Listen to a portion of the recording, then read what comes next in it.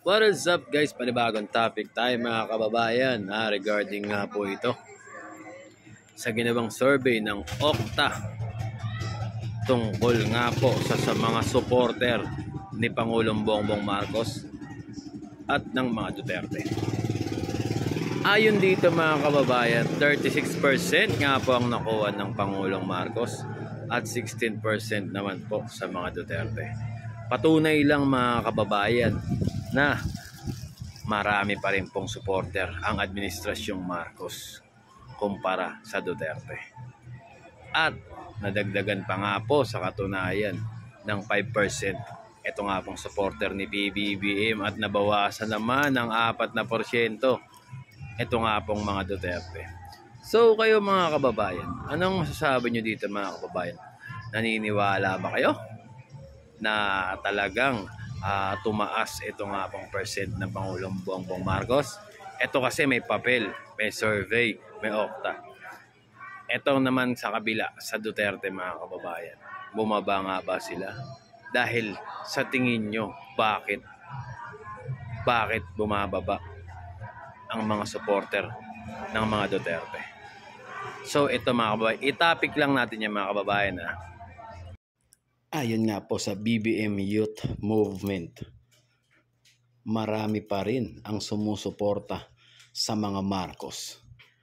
Sa kabila ng kaliwat kanang propaganda ng mga DDS, nananatiling matatag ang mga Marcos supporters na makikita sa pinakahuling survey na ginawa ng Okta Research na lumalabas na 16% lamang ang mga may ingay na bayarang trolls habang 36% naman o doble sa bilang nila ang suportado ang Pangulo.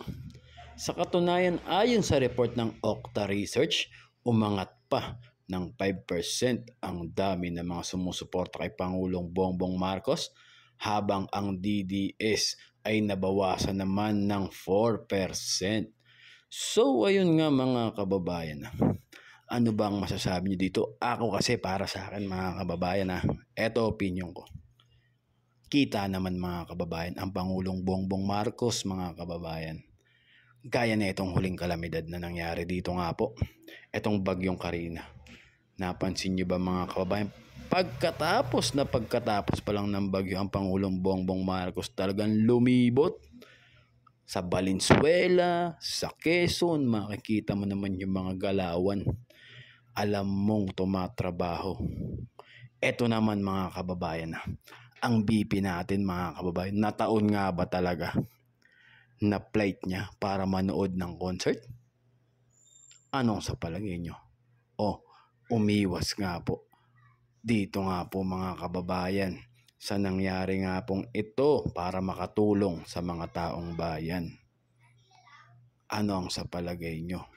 Kasi dapat ang isang public servant mas inuuna ang kapakanan ng nasasakupan at ng nakararami.